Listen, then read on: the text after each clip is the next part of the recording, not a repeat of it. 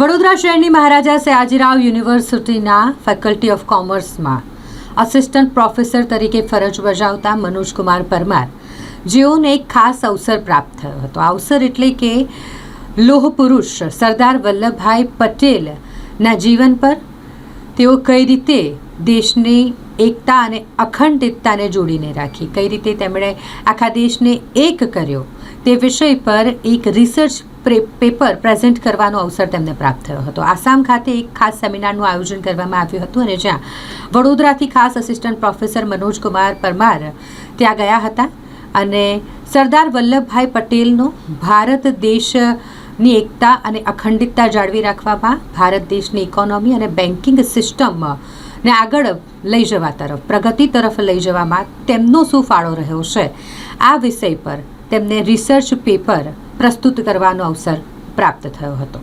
31 October એટલે આપણા લોખંડી પુરુષ એવા સરદાર વલ્લભભાઈ પટેલનો જન્મદિવસ, જે આપણા ત્યાં રાષ્ટ્રીય એકતા દિવસ તરીકે પણ યોજવામાં આવે છે. થોડા જ સમય પહેલાં મને મોકો મળ્યો હતો કે અસમમાં એક કોન્ફરન્સ યોજાઈ હતી, જે રાષ્ટ્રીય એકતા નેશનલ સેમિનાર તરીકે યોજાઈ હતી, જેને યોજી હતી LTK કોલેજ અસમ, અને જેમાં સ્પોન્સર્સ હતા Indian council of social science research ICSSR. અને એમાં સરદાર પટેલે જે આપણા રાષ્ટ્રને જોડવાનું કામ કર્યું, આપણા રાષ્ટ્રમાં જે યોગદાન આપ્યું, એના ઉપર આ કોન્ફરન્સ યોજવામાં આવી હતી, જેમાં અલગ અલગ રિસર્ચ પેપર પબ્લિશ કરવામાં આવ્યા હતા. એમાંથી એક રિસર્ચ પેપર મારું પણ હતું. એમાં જ્યારે હું સરદાર પટેલ વિશે વાંચી રહ્યો હતો, હવે હું MS યુનિવર્સિટીમાં as a temporary assistant professor તરીકે ડિપાર્ટમેન્ટ ઓફ બેન્કિંગ એન્ડ ઇન્સ્યોરન્સમાં ભણાવું છું. તો મને એવું વિચાર આવ્યો કે સરદાર પટેલનું બેન્કિંગ, ઇન્સ્યોરન્સમાં, ઇકોનોમિક્સમાં, ફાઇનાન્સ ક્ષેત્રમાં યોગદાન વિશે મારે જાણકારી એકત્ર કરવી જોઈએ.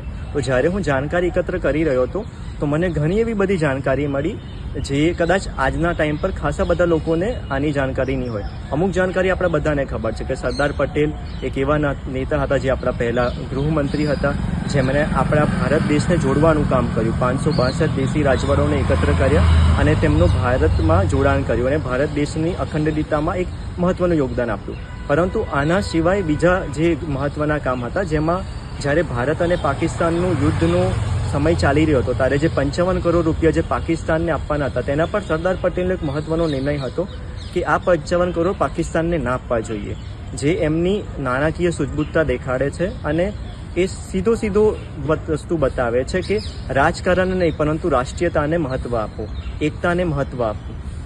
બીજા એવા ઘણા નિર્ણયો કે જેવા કેન્દ્ર સરકાર દ્વારા દેશ ચાલવો જોઈએ, જેનાથી નાણાકીય સંસ્થાપનો, નાણાકીય સંચાલન સરખી રીતે થઈ શકે, તે પણ એક એમનો મહત્વનો આઈડિયા હતો, વિચાર હતો. આજના ટાઈમ પર જે આપણા દેશમાં મહત્વનું યોગદાન આપે છે એવા IAS અને IPS, જેનું મહત્વનું સૂચન અને સલાહ સૂચન સરદાર વલ્લભભાઈ પટેલે આપ્યું હતું.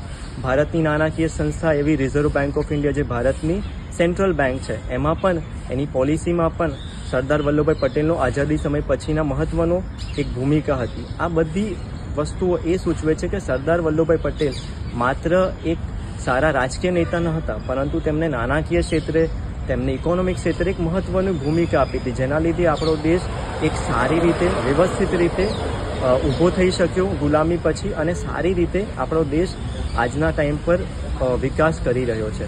તો આપણે આજના દિવસે સરદાર પટેલને યાદ કરવાની જરૂર છે. એમના વિઝનરી જે આઈડિયાઝ છે, જે આપણને નથી ખબર, એના વિશે માહિતી એકત્ર કરવી જોઈએ અને સરદાર પટેલથી ઘણું બધું આપણે શીખી શકીએ છીએ. તો એમના વિશે જેટલું બને એટલું વધારે જાણવાની જરૂર છે.